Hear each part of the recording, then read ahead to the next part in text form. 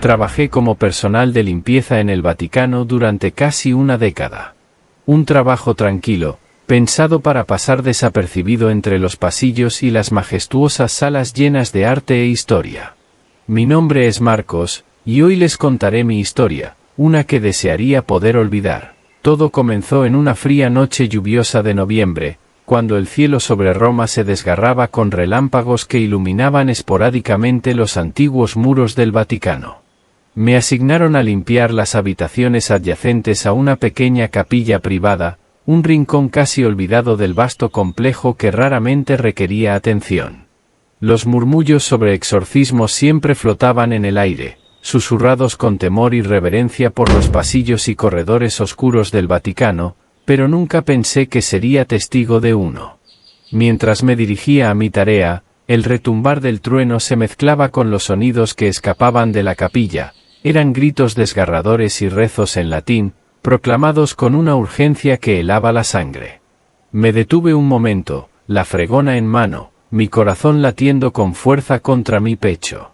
La puerta de la capilla, usualmente cerrada y custodiada, estaba extrañamente entreabierta, como invitándome a descubrir sus secretos. Empujado por una mezcla de curiosidad y miedo, mi mente gritaba peligro, pero mis pies se movieron solos hacia la luz que se filtraba por la rendija.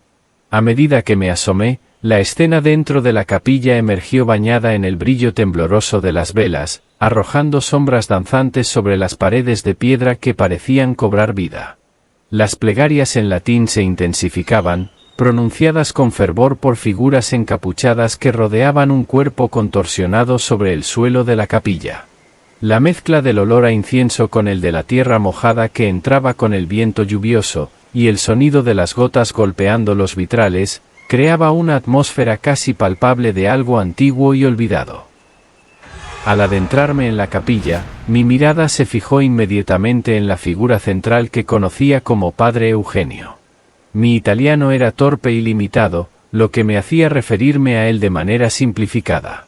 Este sacerdote era una figura de renombre en los círculos eclesiásticos más íntimos del Vaticano, reconocido pero enigmático, y apenas mencionado en los medios de comunicación que a menudo destacaban a otros exorcistas.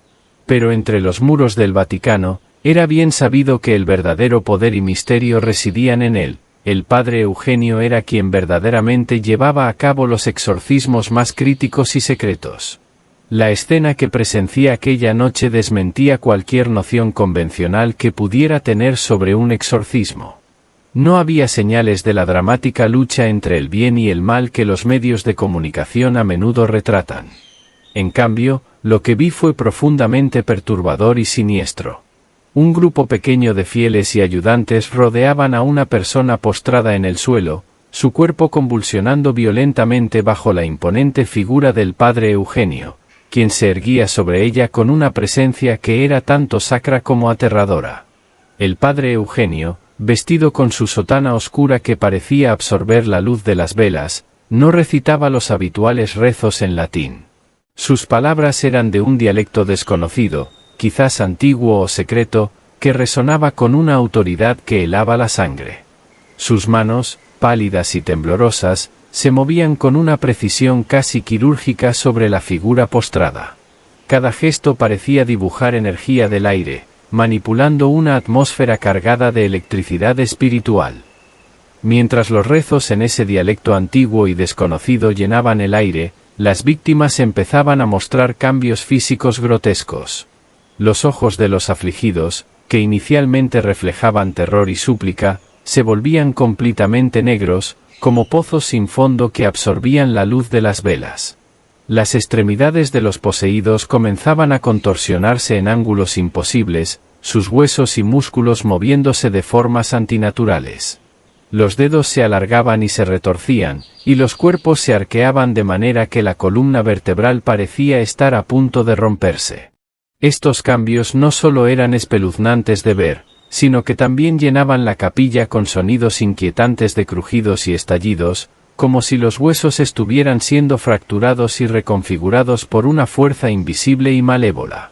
La piel de las víctimas, normalmente pálida por el miedo, adoptaba un tono ceniciento y enfermizo, mientras marcas oscuras aparecían, moviéndose bajo la superficie como si algo estuviera tratando de emerger.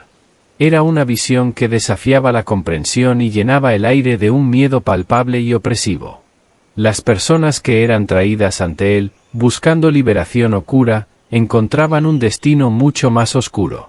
Observé cómo sus ojos, inicialmente llenos de desesperación y miedo, gradualmente se vaciaban. No era la mirada de alguien que recobra su libertad o sanidad, era la de alguien que está siendo despojado de su esencia más vital. El padre Eugenio, lejos de ser un liberador de almas atormentadas por entidades demoníacas, actuaba más como un cosechador de esas mismas almas. Su respiración se hacía más profunda y controlada a medida que el proceso avanzaba, y parecía inhalar algo más que aire, algo invisible y esencial que se desprendía de los afligidos. Esta revelación me golpeó con una mezcla de fascinación y horror. El aire frío y húmedo de la capilla se llenó de un peso insoportable, y me encontré incapaz de apartar la vista o de moverme, atrapado en el acto de presenciar un ritual que desafiaba toda lógica y entendimiento religioso. El padre Eugenio era un enigma, un hombre cuyo verdadero propósito y poder eran tan oscuros y profundos como los secretos que guardaban los antiguos muros del Vaticano que lo albergaban. Desde mi escondite oculto detrás de una columna gruesa y antigua, apenas respirando por el temor de ser descubierto, observé con una mezcla de fascinación y terror a la sombra del padre Eugenio proyectada sobre las paredes de piedra de la capilla. Sus manos, pálidas como el mármol y notablemente temblorosas, se movían con una precisión que contradecía su aparente nerviosismo. Cada gesto era meticuloso, cargado de un poder que parecía fluir a través de él desde una fuente insondable y oscura. Los rezos que recitaba no eran los familiares versos en latín que había oído en las misas y rituales públicos. En lugar de ello, sus labios pronunciaban sonidos de un idioma antiguo y desconocido, que parecía resonar con las mismas piedras de la capilla. Era como si esas palabras tuvieran raíces en una época en la que la religión estaba entrelazada con rituales más antiguos y místicos, un tiempo que la memoria moderna ha optado por olvidar. La víctima, un hombre que había sido traído a la capilla bajo la promesa de liberación espiritual, se contorsionaba bajo la influencia de estas palabras arcanas. Su cuerpo se arqueaba y retorcía en el suelo frío y duro, mientras los gritos de dolor y miedo que emitía gradualmente se convertían en meros susurros agonizantes. Cada palabra pronunciada por el padre Eugenio parecía arrancarle más de su ser, hasta que finalmente, un silencio sepulcral cayó sobre la habitación. En ese momento de tranquila desolación, el padre Eugenio se detuvo y levantó su rostro al cielo de la capilla, como si pudiera ver más allá de sus antiguas bóvedas. Inhaló profundamente. Su pecho se expandió como si estuviera absorbiendo algo más que el aire frío de la noche. Era como si las mismas almas de aquellos a quienes exorcizaba se estuvieran concentrando, condensando en una forma que solo él podía percibir y consumir. Finalmente, la figura retorcida en el suelo dejó de moverse, yacía completamente inerte, abandonada por cualquier signo de vida que alguna vez poseyó. Sus ojos, una vez llenos de miedo y súplica, ahora miraban fijamente al vacío, tan vacíos como el oscuro silencio que se había apoderado del lugar. El padre Eugenio, con su respiración ahora calmada y su postura relajada, parecía haber completado un ciclo misterioso y profundo, conocido solo por él. Desde mi escondite, sentí un escalofrío recorrer mi columna. No estaba claro si lo que había presenciado era un acto de purificación o algo mucho más siniestro. La capilla, con sus sombras danzantes y sus ecos de palabras olvidadas, se había convertido en un teatro de antiguas prácticas que desafiaban la comprensión moderna del bien y del mal. Una noche en particular, un evento inusual capturó completamente mi atención mientras me ocultaba en las sombras frías de mi escondite habitual. Entre los rostros atormentados y desconocidos que usualmente eran arrastrados hacia la capilla para los exorcismos, divisé una figura sorprendentemente familiar, un famoso cantante conocido mundialmente por su energía vibrante y su carisma desbordante. Sin embargo, esa noche, su aspecto era drásticamente diferente.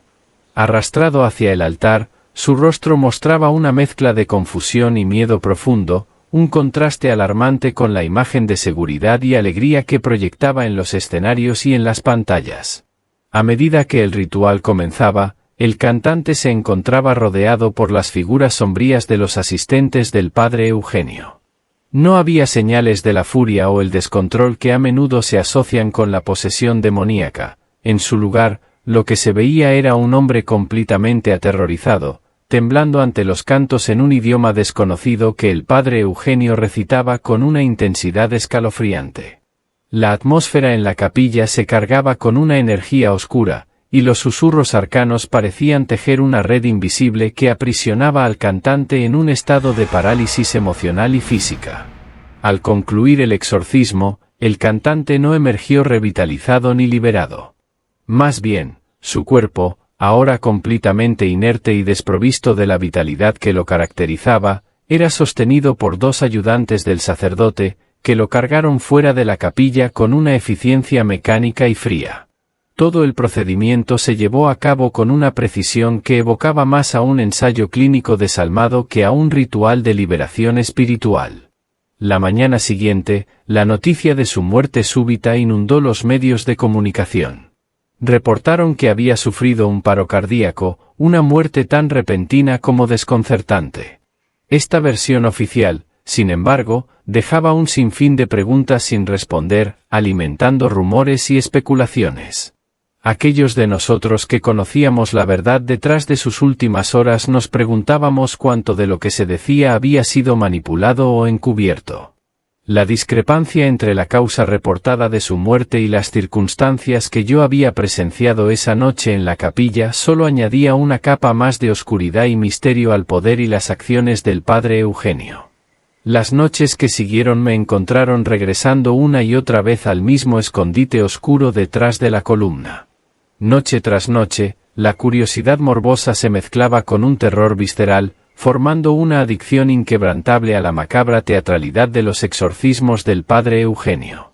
Cada sesión revelaba más de ese terror oculto, de esos susurros de un idioma olvidado que resonaba en los confines de la capilla. Era como observar un mundo prohibido, un ritual ancestral que se desplegaba ante mí, y aunque cada fibra de mi ser gritaba por alejarse, mis pies se negaban a obedecer. Esa obsesión clandestina continuó, cada encuentro incrementando mi fascinación y horror, hasta que la inevitable catástrofe se desató. Una noche, mientras el viento de otoño soplaba con fuerza y las nubes ocultaban la luna, el curso de mi destino cambió irrevocablemente. Mientras me escondía en la penumbra, observando otro exorcismo, sentí una presencia abrumadora que me observaba. Levanté la vista hacia el altar, y allí estaba el padre Eugenio, su figura imponente recortada contra el brillo tenue de las velas de la capilla. Su mirada se encontró con la mía, penetrante y desprovista de cualquier calor humano. Sus ojos, fríos y calculadores, me examinaron desde la distancia, como si pudiera ver a través de la oscuridad que me envolvía. «Ven aquí, tú siempre vienes, te he visto». Su voz, firme y sin rastro de sorpresa, resonó en el silencio de la capilla, rompiendo el velo de anonimato bajo el cual me había cobijado. El shock de ser descubierto me paralizó en el acto. Mi corazón latía frenéticamente, cada golpe resonando en mis oídos como un tambor de guerra. Antes de que pudiera considerar escapar o incluso responder, dos guardias emergieron de las sombras. Sus pasos eran rápidos y decididos, y en cuestión de segundos, me habían apresado con una eficiencia fría. Sus manos agarraron firmemente mis brazos, y cualquier pensamiento de resistencia se evaporó bajo el peso de su control inquebrantable. Me arrastraron hacia el frente de la capilla, cada paso hacia el padre Eugenio aumentaba la sensación de una sentencia final acercándose. Su presencia era tan imponente de cerca como lo era de lejos, y mientras me mantenía de pie frente a él, con los guardias como testigos silenciosos de mi captura, supe que el mundo oculto al que había sido adicto ahora podría ser mi perdición. Los guardias me arrastraron por interminables corredores oscuros del Vaticano, cada paso resonando en los pasillos antiguos como un eco de mi propia desesperación. Finalmente, llegamos a una sección del edificio que parecía abandonada hace siglos, su aire cargado de un olor a moho y a historia olvidada. Empujaron la pesada puerta de hierro de un calabozo, cuyas bisagras chirriaron con un sonido que parecía un lamento. Dentro, la oscuridad era casi total, rota solo por las débiles infiltraciones de luz que se colaban por pequeñas ventanas en lo alto, cubiertas de suciedad y telarañas. La celda en la que me encerraron estaba construida con piedras frías y húmedas, que exudaban la humedad del suelo de Roma. Los barrotes, gruesos y cubiertos de óxido, contaban historias de años y quizás siglos de abandono. Me dejaron caer en el suelo de piedra con desdén, cerrando la puerta con un golpe que resonó en mi pecho. La llave giró en la cerradura con un clic final que selló mi destino. Ahí estaba, abandonado y olvidado, en una parte del Vaticano donde pocos recordaban y menos aún visitaban. Los primeros días fueron un torbellino de emociones, pánico, ira, incredulidad y finalmente, una resignación sombría. La falta de luz natural y el aire viciado hacían difícil mantener la noción del tiempo, y los días se deslizaban en una continuidad sin forma. Sin embargo, la desesperación pronto dio paso a un impulso de supervivencia. Comencé a explorar mi celda minuciosamente, tocando cada piedra, cada grieta en los barrotes, buscando alguna debilidad. Mis dedos se deslizaban sobre el frío metal, hasta que un día, casi 3 semanas después de mi encierro, mis manos encontraron un barrote que cedía ligeramente bajo la presión. Movido por una nueva esperanza, comencé a trabajar en él cada noche, usando pequeñas piedras afiladas que encontraba en el suelo para raspar el óxido y aflojar la base del barrote. La tarea era extenuante y lenta, cada noche raspando un poco más, cada movimiento un riesgo calculado bajo la sombra de ser descubierto. Pero el miedo a una vida encerrado era mayor que cualquier otro temor, alimentando mi determinación. Mis manos se llenaron de cortes y callos, testimonios del hierro y la piedra, pero cada marca era un paso más hacia la libertad. Finalmente, una noche, el barrote cedió lo suficiente para permitirme maniobrar mi cuerpo a través de él.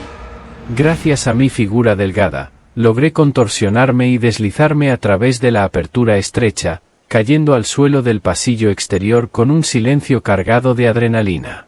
El Vaticano de noche es un laberinto de sombras y ecos, cada paso resonando en la vastedad de sus antiguos pasillos.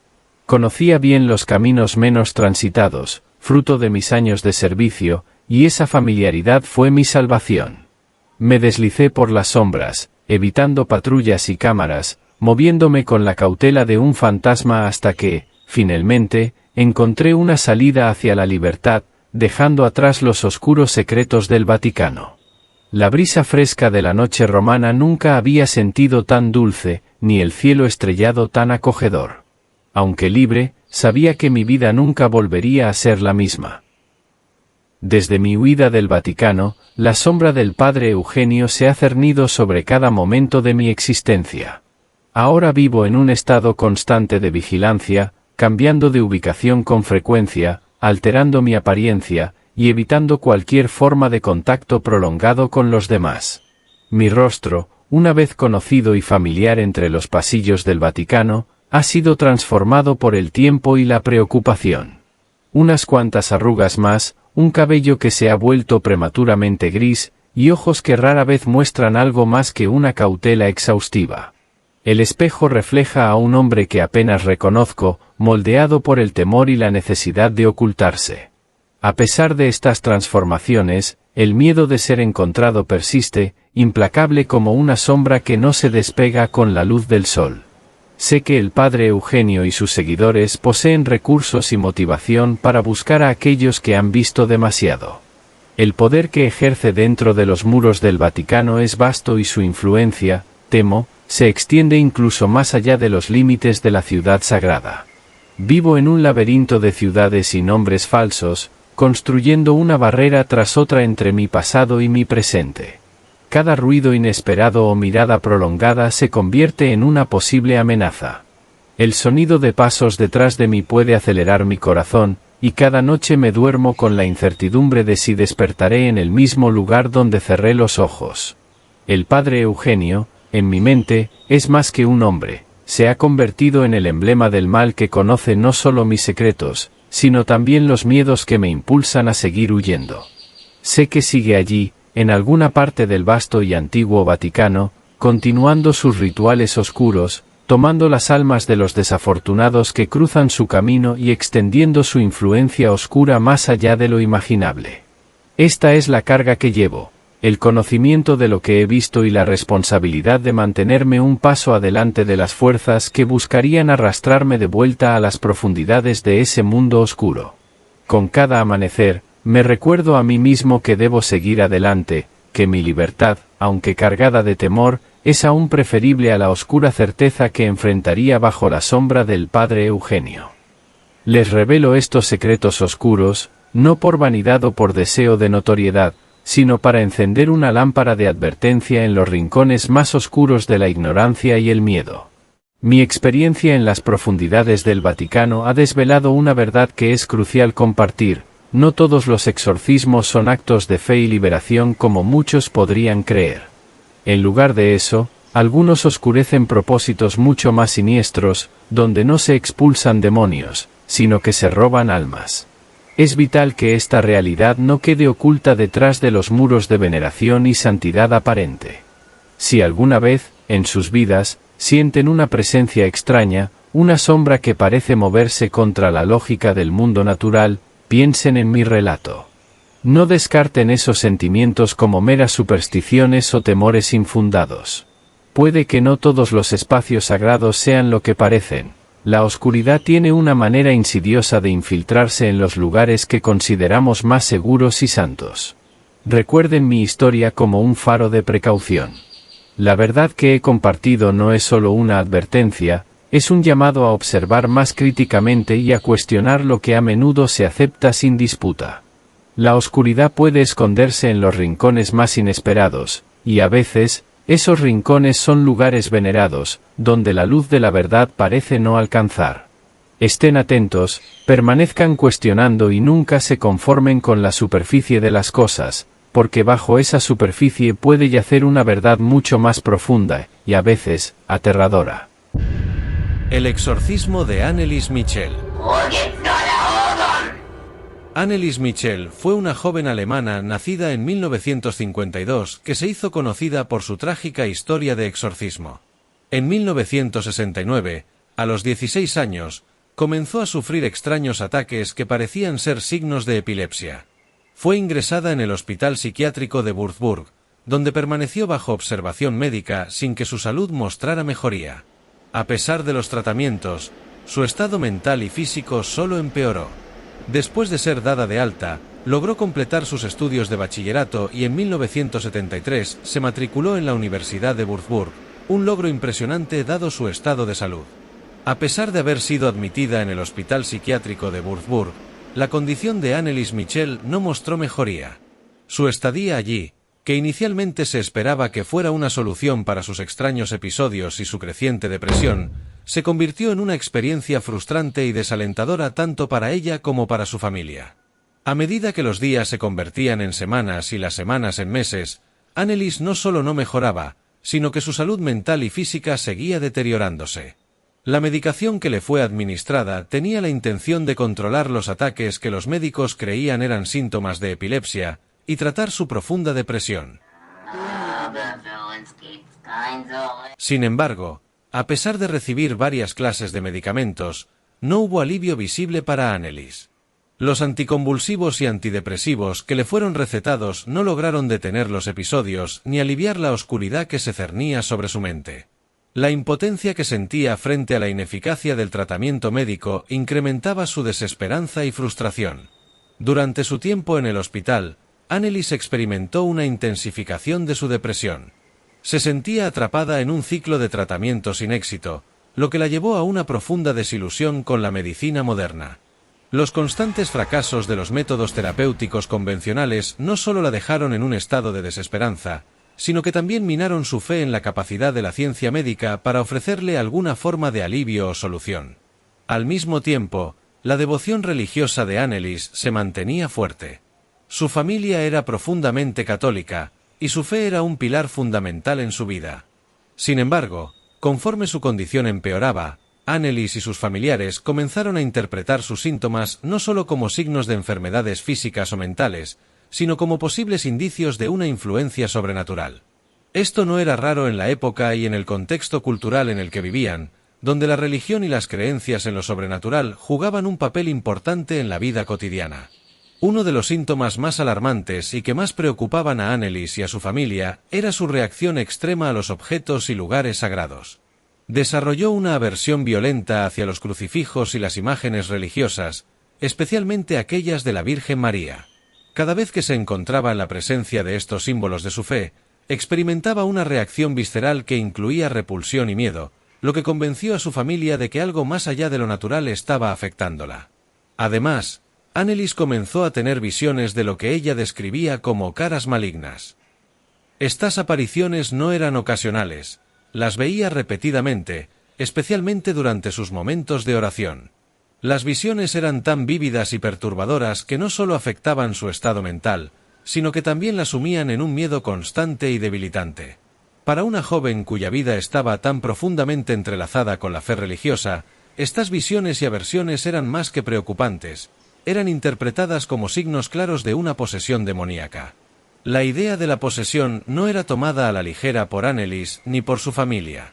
En la tradición católica, la posesión demoníaca es un estado en el que un individuo es invadido y controlado por una entidad maligna, y los signos de tal posesión pueden incluir comportamientos y síntomas extremos que no tienen una explicación racional o médica.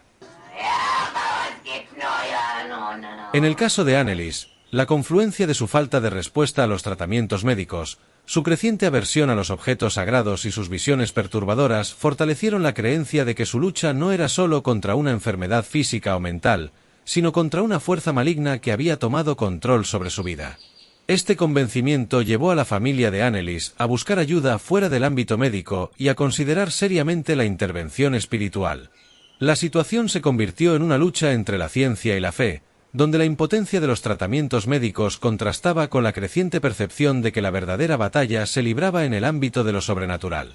En junio de 1970, Annelies Michel fue ingresada nuevamente en el Hospital Psiquiátrico de Würzburg.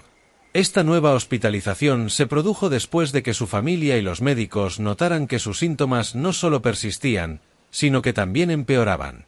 Su ingreso fue una decisión difícil, pero necesaria, con la esperanza de encontrar una solución definitiva a los problemas de salud que la atormentaban desde hacía años. Al llegar al hospital, Annelies fue sometida a una serie de evaluaciones exhaustivas. Los médicos, sospechando que sus convulsiones y episodios eran causados por epilepsia, le recetaron una medicación anticonvulsiva. Esta medicación tenía como objetivo estabilizar la actividad eléctrica de su cerebro y reducir la frecuencia y severidad de sus ataques. Sin embargo, a pesar de seguir estrictamente el régimen de medicación, no hubo alivio visible para Annelies. Durante su estancia en el hospital, Annelies recibió periciacina, un potente antipsicótico que se utiliza principalmente en el tratamiento de trastornos graves como la esquizofrenia y otros tipos de psicosis. La periciacina está diseñada para ayudar a estabilizar el estado mental del paciente, reduciendo síntomas como alucinaciones, delirios y comportamientos agitados. Sin embargo, en el caso de Annelies, este medicamento no solo no aliviaba sus síntomas, sino que parecía empeorarlos, intensificando su ya deteriorado estado mental. A medida que los días pasaban, Annelies comenzó a experimentar efectos secundarios severos de los medicamentos. Estos efectos incluían una sensación constante de cansancio extremo, somnolencia y una desconexión de la realidad que la sumía en un estado de desesperación aún mayor. A pesar de estos efectos adversos, los médicos continuaron ajustando su medicación, probando diferentes combinaciones y dosificaciones con la esperanza de encontrar una fórmula que pudiera ayudarla. Sin embargo, ninguna de estas intervenciones médicas resultó efectiva.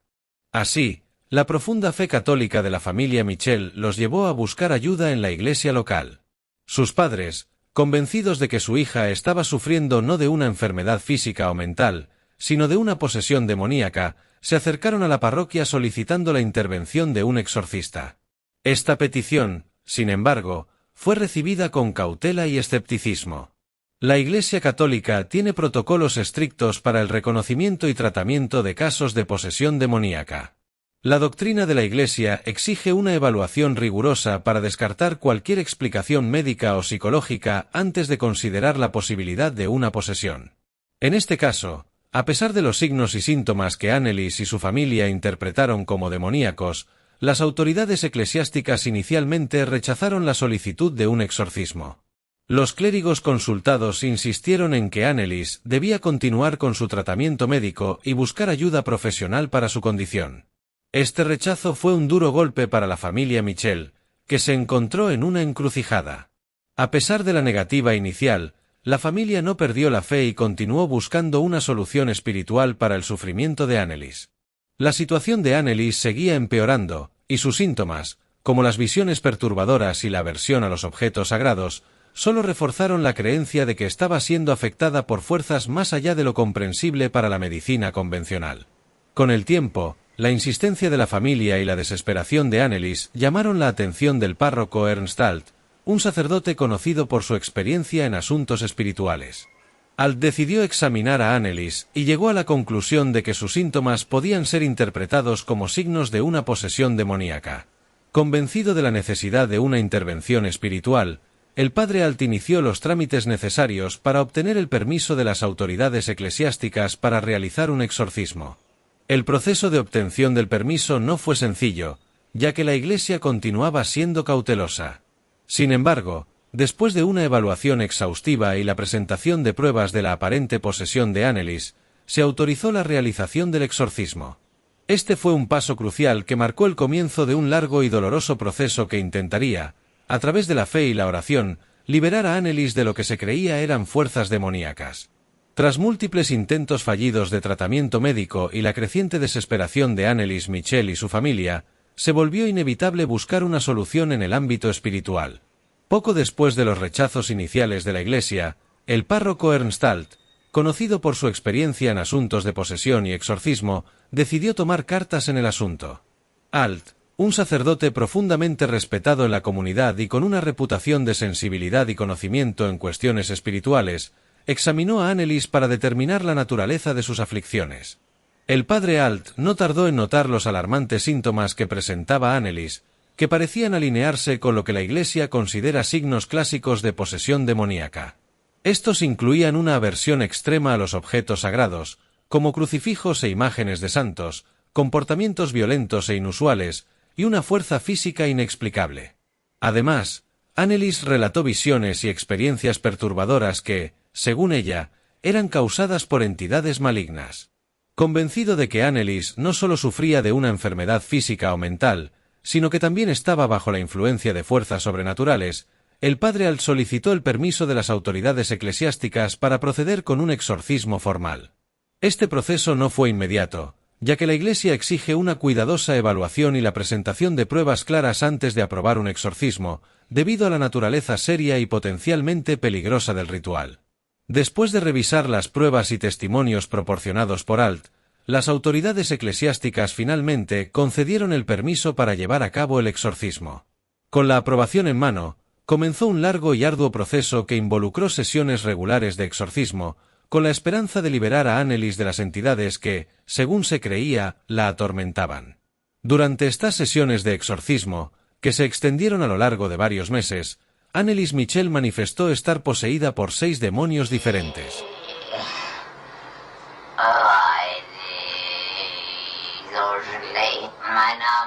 Estos demonios incluían no solo figuras del mal como Lucifer, el ángel caído y personificación del mal en la tradición cristiana, sino también personajes históricos y bíblicos conocidos por su maldad y transgresión. Entre las entidades que Annelies afirmó que la poseían estaba Caín, el primer asesino según la Biblia, quien mató a su hermano Abel y fue maldecido por Dios. Judas Iscariote, el apóstol que traicionó a Jesús por 30 piezas de plata y cuya traición es vista como una de las más grandes en la historia del cristianismo, también fue mencionado. Estos nombres evocaban una profunda resonancia en la tradición cristiana, representando la traición, el pecado y la rebelión contra la divinidad. Además de estos personajes bíblicos, Annelies aseguró estar poseída por figuras históricas siniestras, como el emperador romano Nerón, conocido por su crueldad y persecución de los cristianos. A esta lista se añadió Adolf Hitler, el dictador responsable del Holocausto y una de las figuras más infames de la historia moderna. La inclusión de Hitler en la lista de los demonios fue particularmente perturbadora, ya que reflejaba la magnitud del mal que Annelies sentía que la consumía.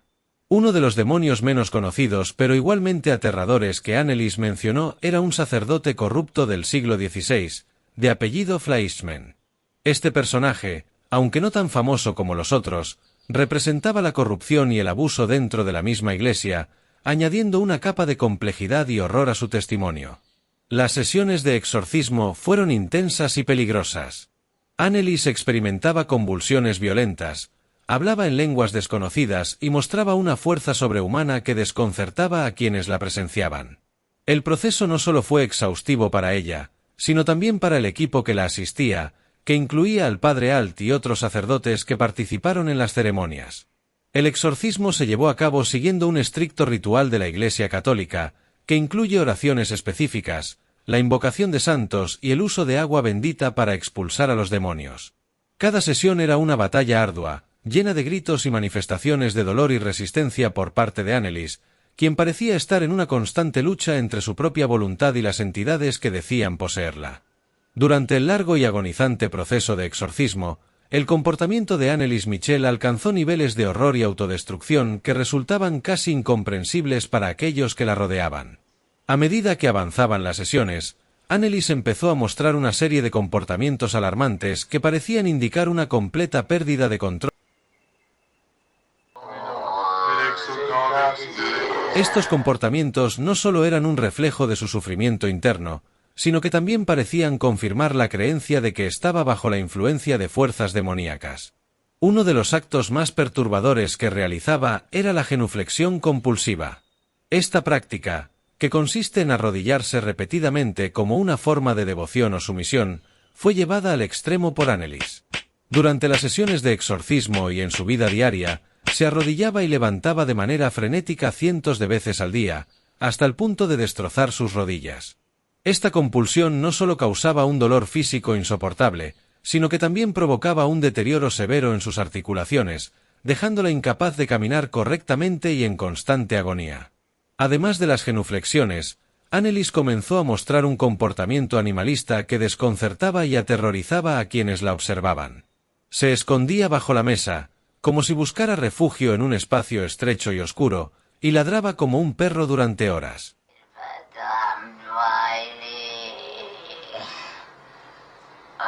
Este comportamiento era una manifestación clara de una mente que había perdido toda conexión con la racionalidad humana y que estaba siendo dominada por algo que la empujaba a actuar de manera irracional y salvaje.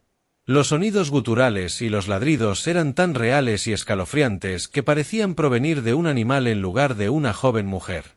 La desesperación y el tormento interno de Annelies también la llevaron a realizar actos de autodestrucción que iban más allá de lo comprensible. En su estado alterado, empezó a consumir objetos y sustancias que eran completamente inadecuados para el consumo humano. Entre las cosas que llegó a comer estaban arañas y carbón, un comportamiento que no solo era peligroso, sino que también reflejaba un nivel de desolación y desesperación extremo. El acto de morder y arrancar la cabeza de un pájaro muerto fue una de las escenas más grotescas y perturbadoras reportadas, subrayando la gravedad de su estado mental y el control total que las entidades demoníacas parecían tener sobre ella. La conducta de Annelies no se limitaba solo a estos actos. En momentos de desesperación absoluta, lamía su propia orina del suelo. Este acto, que representaba la pérdida total de dignidad y humanidad, era una muestra desgarradora de la profundidad de su sufrimiento y de la desesperación a la que había sido llevada. El entorno en el que vivía se convertía en un reflejo de su propio infierno personal, un lugar donde el dolor físico y la angustia mental se entrelazaban de manera inextricable. Los gritos de Annelies eran quizás la manifestación más visible y audible de su tormento. Durante horas, se podían escuchar sus alaridos desgarradores que atravesaban las paredes de su hogar, llenando el aire con un dolor que parecía no tener fin. Estos gritos no solo asustaban a su familia y a los vecinos, sino que también servían como muestra de la batalla interna que estaba librando contra las fuerzas que la consumían. Los sonidos que emanaban de ella eran una mezcla de dolor, miedo y desesperación, y se extendían por la casa como un eco perpetuo de su sufrimiento interminable.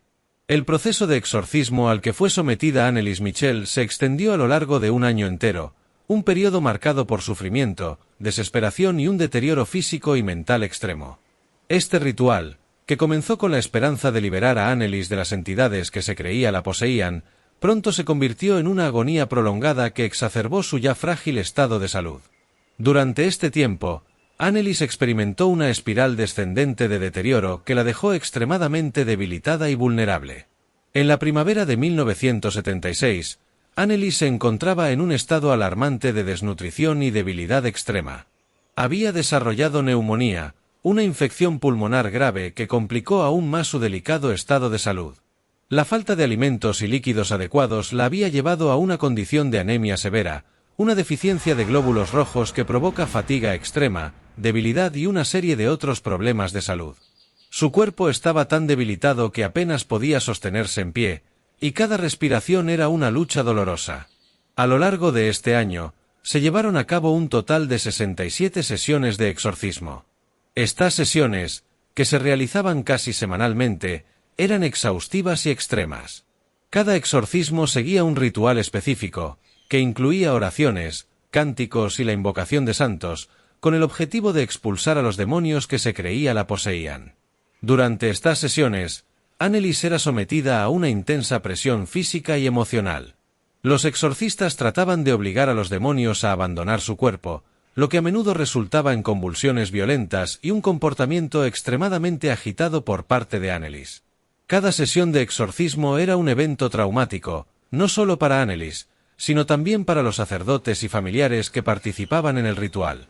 Las grabaciones de audio de algunas de estas sesiones, que más tarde se hicieron públicas, capturan los sonidos aterradores de gritos, súplicas y palabras en lenguas extrañas que Anneliese pronunciaba durante los momentos más críticos del ritual. Estos registros son descritos como profundamente perturbadores y solo aptos para aquellos que pueden soportar escuchar el sufrimiento extremo y el terror que emanan de las grabaciones. La falta de alimentos y la constante presión física de los exorcismos la dejaron en un estado de inanición severa. Su peso disminuyó drásticamente, y llegó a estar tan débil que apenas podía moverse. La combinación de neumonía y anemia, junto con la desnutrición, puso a su cuerpo en una condición crítica. Cada sesión de exorcismo era una lucha agotadora que drenaba aún más sus ya escasas reservas de energía. El impacto psicológico del proceso de exorcismo también fue devastador. Anneliese estaba atrapada en un ciclo de terror y desesperación, creyendo firmemente que estaba siendo poseída por fuerzas malignas que la controlaban y atormentaban. Este constante estado de miedo y angustia mental tuvo un efecto profundo en su salud mental, llevándola a un punto de ruptura emocional. La tensión y el estrés de los exorcismos solo sirvieron para agravar su ya frágil estado psicológico. La persistencia en realizar estos exorcismos, a pesar de la clara evidencia de que el estado de Anneliese seguía empeorando, refleja la desesperación de su familia y de los exorcistas por encontrar una solución a su tormento. La creencia en la posesión demoníaca y la fe en que los exorcismos podían liberar a Anneliese de su sufrimiento llevaron a continuar con los rituales, a pesar del coste evidente para su salud y bienestar. La muerte de Anneliese Michel el 1 de julio de 1976 fue un momento devastador que marcó el trágico final de una lucha prolongada y dolorosa. Después de un año de exorcismos intensos y el evidente deterioro de su estado físico y mental, Anneliese sucumbió a las consecuencias de una malnutrición severa y una deshidratación extrema. Al morir, pesaba apenas 33 kilogramos, una cifra alarmante para una joven de 23 años. La autopsia realizada tras su fallecimiento reveló detalles perturbadores sobre las condiciones en las que había vivido sus últimos días. Los forenses encontraron signos claros de desnutrición severa. Su cuerpo carecía de las reservas de grasa y músculo esenciales para el funcionamiento normal. La falta de nutrientes adecuados había provocado que sus órganos internos comenzaran a fallar. Los niveles extremadamente bajos de electrolitos, que son críticos para la función celular, reflejaban una grave deshidratación. Esta condición no solo era resultado de una ingesta insuficiente de líquidos, sino también de un agotamiento físico continuo y el estrés extremo al que había sido sometida durante las sesiones de exorcismo. Los hallazgos de la autopsia fueron un testimonio devastador de la falta de atención médica adecuada y la negligencia que había caracterizado el manejo de su condición. La causa oficial de la muerte fue atribuida a una combinación de desnutrición y deshidratación severa, ambas prevenibles con la atención médica adecuada. La falta de alimentos y líquidos había llevado su cuerpo al límite, incapaz de sostener las funciones vitales necesarias para la supervivencia. Tras su muerte, se inició una investigación que resultó en la acusación de sus padres, Anna y Joseph Michel, y de los dos sacerdotes involucrados en los exorcismos, el padre Ernst Alt y el padre Arnold Lenz. Todos ellos fueron llevados a juicio bajo la acusación de homicidio por negligencia, un cargo grave que reflejaba la responsabilidad que tenían en la muerte de Annelies por no proporcionarle la atención médica que necesitaba desesperadamente. El juicio se llevó a cabo en 1978 y atrajo una gran atención mediática, tanto en Alemania como a nivel internacional. Durante el proceso judicial, se presentaron pruebas que incluían las grabaciones de los exorcismos y testimonios de expertos médicos y teológicos. Los médicos argumentaron que Annelies sufría de una grave enfermedad mental que requería tratamiento psiquiátrico, no un exorcismo. Los defensores de los acusados, sin embargo, presentaron la perspectiva de que la familia y los sacerdotes creían sinceramente que Annelies estaba poseída y que sus acciones, aunque equivocadas, estaban motivadas por la preocupación por su bienestar espiritual. El tribunal, después de considerar todas las pruebas y testimonios, encontró a los acusados culpables de homicidio por negligencia. La sentencia reflejó la gravedad de la negligencia, pero también la complejidad de las creencias y las intenciones detrás de sus acciones. Los padres de Annelies y los sacerdotes fueron condenados a 6 meses de prisión, una pena que fue suspendida y reemplazada por una fianza y 3 años de libertad condicional. Esta sentencia relativamente leve generó controversia, ya que algunos argumentaron que no reflejaba adecuadamente la gravedad de la negligencia que había llevado a la muerte de Annelies. El caso de Annelies Michel sigue siendo emblemático de la tensa interacción entre la fe y la medicina. Su trágica historia ilustra los peligros de la superstición y la falta de comprensión sobre las enfermedades mentales. La convicción de que Annelies estaba poseída por demonios llevó a su familia a buscar una solución en la fe y a recurrir a exorcismos, en lugar de proporcionar el cuidado médico que podría haber salvado su vida. Este caso ha sido objeto de debates y estudios en los campos de la medicina, la teología y el derecho, y continúa siendo un recordatorio de las consecuencias devastadoras que pueden surgir cuando la superstición reemplaza a la comprensión médica y científica. ¿Crees que ella estaba poseída o tenía esquizofrenia? Es difícil determinar si Annelies Michel estaba realmente poseída o si sufría de esquizofrenia, una enfermedad mental que puede causar alucinaciones y comportamientos extremos. La falta de comprensión y tratamiento adecuado de su condición probablemente contribuyó a su trágico destino. Es crucial reconocer la importancia de la salud mental y la necesidad de abordar estas condiciones con empatía y apoyo médico, evitando caer en supersticiones que pueden agravar el sufrimiento de quienes las padecen. La oscuridad del clero. Me llamo Sandro y durante muchos años servía como acólito bajo la guía del padre Ignacio, un sacerdote conocido por sus habilidades en exorcismos. La iglesia, antigua y sombría, estaba envuelta en una atmósfera de misterio y reverencia. Padre Ignacio era un hombre de pocas palabras, pero su presencia imponía respeto y admiración entre los feligreses. A medida que mi experiencia como acólito se ampliaba, empezaba a percibir ciertas anomalías que inicialmente atribuía a mi falta de experiencia. Sin embargo, con el pasar de los días, estos detalles comenzaron a formar un patrón que no podía ignorar. Durante los exorcismos, el comportamiento de Padre Ignacio era marcadamente diferente. Aunque inicialmente parecía seguir el ritual tradicional, había momentos en los que sus palabras se desviaban hacia dialectos desconocidos. No eran simplemente latín o las usuales invocaciones que había escuchado en otros exorcismos presenciados durante mi formación en el seminario. Estas palabras eran ásperas, guturales, y parecían resonar de una manera que hacía que el aire mismo vibrara con una energía oscura. El ambiente en la sala de exorcismos también comenzaba a cambiar perceptiblemente cuando esto ocurría. Aunque los exorcismos siempre eran intensos, cuando Padre Ignacio pronunciaba estas extrañas invocaciones, El aire se volvía inexplicablemente denso y pesado, como si una tormenta estuviera por desatarse dentro de la misma habitación. La luz de las velas parpadeaba erráticamente, proyectando sombras grotescas sobre las paredes de piedra, y una opresión inexplicable se asentaba sobre mi pecho, dificultando cada respiración. Los sujetos de estos rituales, personas desgarradas por sufrimientos inenarrables, no mostraban signos de alivio tras estas sesiones. Al contrario, mientras más avanzaba el exorcismo y más perdidos parecían. Sus ojos, inicialmente llenos de miedo o confusión, gradualmente se tornaban vacíos, como si la esencia misma de su ser estuviese siendo drenada. Observar esta transformación era perturbador. Era como ver la luz de una vela siendo lentamente sofocada hasta quedar en nada. Estos cambios no pasaron desapercibidos solo para mí. La señora Martínez, una feligresa habitual que asistía a menudo a los servicios de la iglesia, me confió en una ocasión sus sospechas. No parece que el padre los esté liberando de sus demonios, y me dijo en voz baja, una tarde después de la misa, y parece más bien como si les estuviera entregando a algo mucho peor.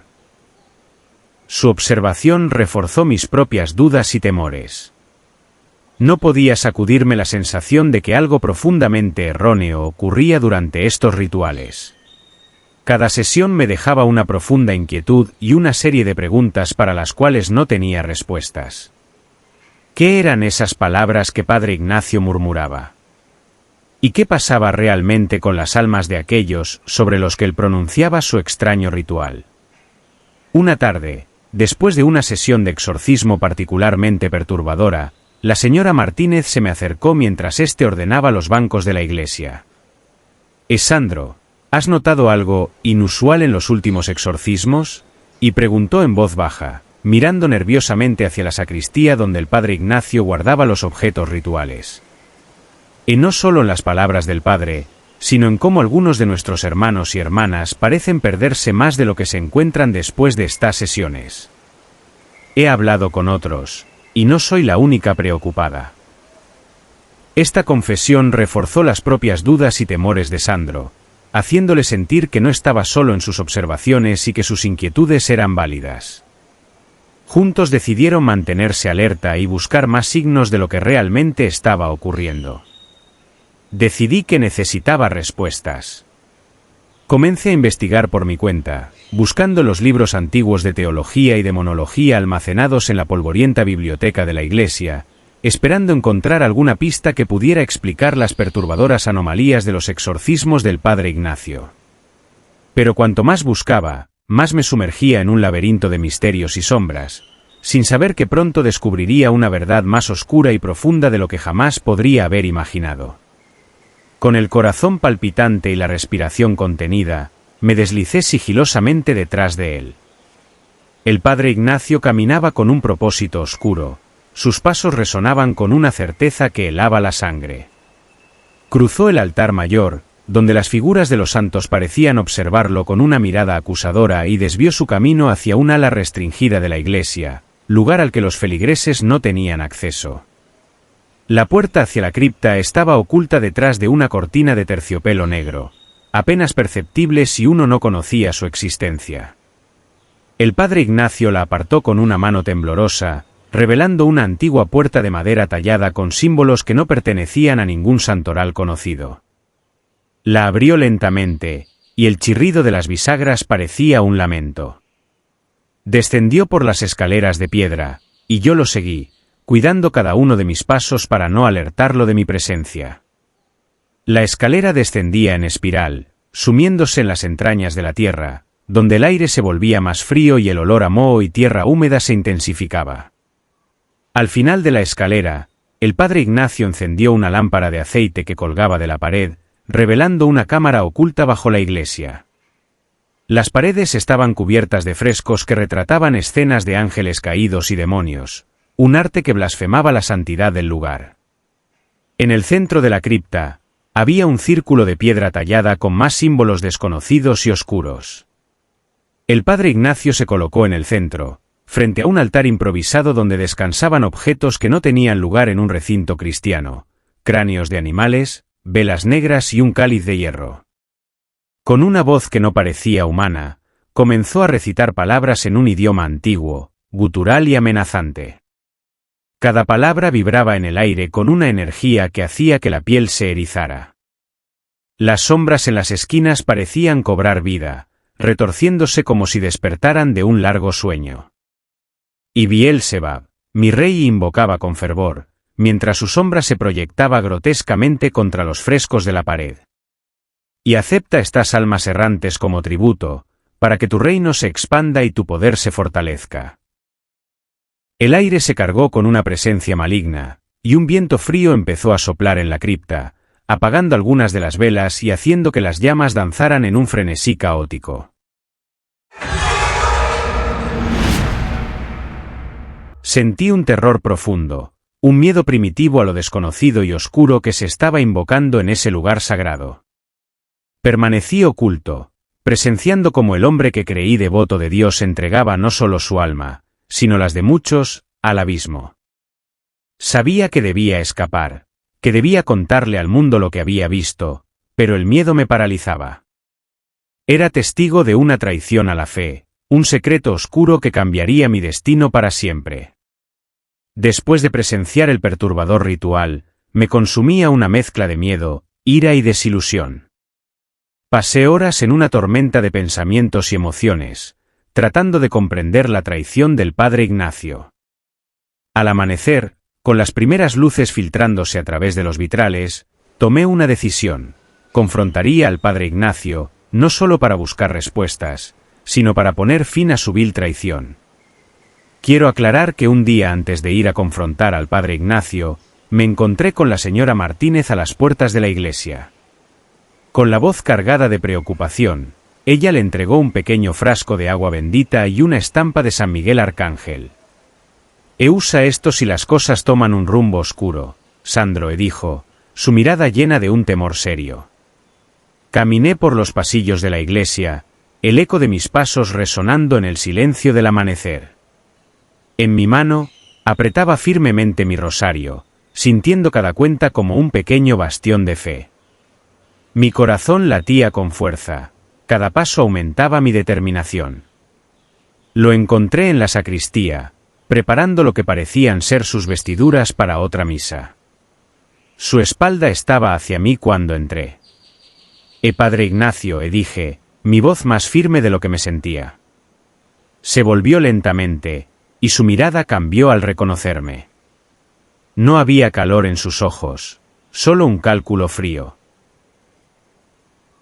Cuando mencioné el ritual que había presenciado, su expresión inicial de sorpresa se transformó rápidamente en una sonrisa torcida, casi demoníaca. Era una sonrisa que no correspondía al rostro bondadoso que había conocido. Y Sandro comenzó con una voz que arrastraba las palabras. Y crees entender lo que viste, pero estás equivocado. Avancé hacia él, sosteniendo mi rosario frente a mí como un escudo. He visto suficiente para saber que lo que haces es malvado. ¿Cómo puedes usar tu posición para tales abominaciones? Mi voz temblaba con la carga emocional de mis palabras. Padre Ignacio rió, un sonido que era más un gruñido que una expresión de alegría. Oh, Sandro, pobre e ingenuo Sandro, dijo con desdén. Y lo que yo hago es por un poder mayor al que puedes imaginar. Estos exorcismos no son para liberar almas, sino para ofrecerlas a Bielzebub, quien me ha prometido más de lo que Dios jamás podría ofrecer. Sus palabras fueron como golpes, cada una minando la imagen del hombre que pensé que conocía. Y Bielzebub es mi verdadero maestro, continuó, su voz convirtiéndose en un susurro conspirativo. Y a través de él, el poder y el dominio del mundo espiritual me han sido revelados. No es malvado, si considera el premio. Es, simplemente, un intercambio. El aire en la sacristía se volvió pesado, como si sus palabras hubieran invocado una presencia oscura. Cada palabra que pronunciaba era una afrenta a todo lo que había creído y defendido. Me enfrentaba no solo a un hombre, sino a una entidad que había consumido su alma. ¿Y qué será de ti, Sandro? Y preguntó, con un tono que sugería que ya conocía mi respuesta. ¿Y te unirás a mí, sabiendo el poder que se puede obtener, o te quedarás ciegamente junto a tu fe debilitada? Aunque me sacudió el miedo, mi respuesta fue impulsada por una claridad recién encontrada. Me enfrentaré a ti, dije, apretando el rosario. Y haré todo lo posible para detenerte y exponer tu verdadera naturaleza. Padre Ignacio soltó una carcajada siniestra, pero en sus ojos vi un destello de incertidumbre. Sabía que la batalla que se avecinaba sería tanto espiritual como física. Me preparé para lo que vendría, sabiendo que había cruzado un umbral del cual no había retorno. Los ojos del Padre Ignacio brillaban con un fuego oscuro, su mirada era penetrante y desafiante. La luz que filtraba por las ventanas parecía distorsionarse a su alrededor, como si incluso la luz del día se resistiera a tocar la corrupción que emanaba de su ser. Tienes dos opciones, Sandro, comenzó el Padre Ignacio, su voz baja y controlada, vibrando con una autoridad que no provenía de su espíritu sino de algo mucho más oscuro. Y puedes unirte a mí, compartir el poder que he sido concedido por mi verdadero maestro. Imagina lo que podríamos lograr juntos, el control que podríamos tener sobre los mortales y sus patéticas almas errantes. Hizo una pausa, observándome con intensidad, como si intentara leer mi alma, pesar mi fe. Y continuó, su voz endureciéndose, y puedes elegir enfrentarme. Si eliges resistir, enfrentarás mi ira y la de Bielzebub. No tendrás lugar en este nuevo orden que estoy construyendo. Piénsalo bien, porque no habrá vuelta atrás. El santuario que había sido nuestra iglesia ya no se sentía como un lugar de refugio y paz. Los símbolos sagrados parecían distorsionarse, las cruces inclinadas y los iconos de los santos mirando hacia abajo, como si no pudieran soportar ver lo que la iglesia había llegado a ser. Un templo de oscuridad y corrupción, donde las almas no se liberaban, sino que se traficaban como monedas de cambio para el poder demoníaco. Una parte de mí, sacudida por el miedo y la desesperación, tambaleaba. La tentación del poder que ofrecía el Padre Ignacio era una fuerza formidable. Era el miedo a lo desconocido, a enfrentar su ira y la de una entidad tan poderosa como Bielzebub. Sin embargo, en las profundidades de mi ser, un resplandor de fe persistía, un faro en la tormenta de mis dudas. Respiré hondo, sintiendo el peso del rosario en mi mano como el toque reconfortante de una promesa antigua. No, dije finalmente, mi voz firme a pesar del temblor interno. No me uniré a ti. No traicionaré lo que sé que es justo y puro. Defenderé mi fe y lucharé contra ti y contra tu maestro, pase lo que pase. El Padre Ignacio me miró, primero con sorpresa, luego con un desdén creciente. Una sonrisa torcida se formó en sus labios. Y entonces prepárate para enfrentar las consecuencias de tu elección, Sandro. Has elegido un camino peligroso. Mientras salía de la sacristía, los ecos de su advertencia resonaban en mi mente. Sabía que había cruzado un punto de no retorno, que la batalla que enfrentaría no sería solo contra el Padre Ignacio, sino también contra las fuerzas oscuras a las que había jurado lealtad. Pero en mi corazón, la decisión de resistir reavivaba mi fe, fortaleciéndola contra las pruebas que sabía estaban por venir. Esa noche, el pueblo dormía bajo un manto de estrellas que parecía ajeno a los oscuros secretos que se escondían en sus corazones y en sus calles. La iglesia, una silueta sombría contra el cielo nocturno, guardaba en su interior la historia de traición que acababa de descubrir. Con el Padre Ignacio sumido en el sueño, era el momento de actuar. Recorrí los pasillos silenciosos de la rectoría, cada paso resonando en mi corazón como un eco de la decisión que había tomado. Entré en la pequeña habitación que había sido mi hogar durante los últimos años. A la luz de una vela temblorosa, empaqué lo poco que poseía, unas cuantas prendas, mi Biblia desgastada, el rosario que había sido mi constante compañía y fuente de fuerza, y algunos recuerdos personales que ya no parecían tener el mismo significado. Cada objeto que guardaba era un recordatorio de lo mucho que había cambiado en apenas unas horas. Salí de la iglesia con la pesada carga de la verdad a cuestas. Sabía que dejar atrás el pueblo era solo el primer paso en un camino mucho más largo y peligroso. Mi vida, tal como la había conocido, había terminado. Ahora, portaba la responsabilidad de exponer la verdad sobre el padre Ignacio, un hombre que había sacrificado su humanidad y la de muchos otros en el altar de un poder oscuro. La brisa nocturna me acompañaba mientras me alejaba del pueblo, cada paso alejándome más de mi antigua vida y acercándome a un destino incierto. Viajé de pueblo en pueblo, la soledad de los caminos menos transitados era mi única compañía constante. En cada nuevo lugar, compartía mi historia con aquellos dispuestos a escuchar. Algunos me miraban con escepticismo, otros con horror, pero todos escuchaban. Mi relato no era solo una advertencia sobre los peligros de la corrupción espiritual, sino también un llamado a la vigilancia. La batalla contra las fuerzas oscuras era una lucha continua, y la Iglesia, que había sido un símbolo de esperanza y salvación, ahora era un recordatorio de cuán frágil puede ser nuestra fe cuando se enfrenta a la verdadera maldad. Biel-Sebab, el oscuro señor al que el padre Ignacio había jurado lealtad, seguía acechando en las sombras, siempre buscando nuevas almas que corromper. Y mientras él continuaba su siniestro propósito, yo seguía mi propio camino, un peregrino de la verdad, armado con la fe y la determinación de enfrentar el mal, sin importar dónde me llevara la lucha. La iglesia que alguna vez fue refugio ahora era un faro de advertencia, y yo, un testigo de las sombras que pueden habitar incluso en los lugares más sagrados. Mira a continuación estos relatos que también están muy interesantes.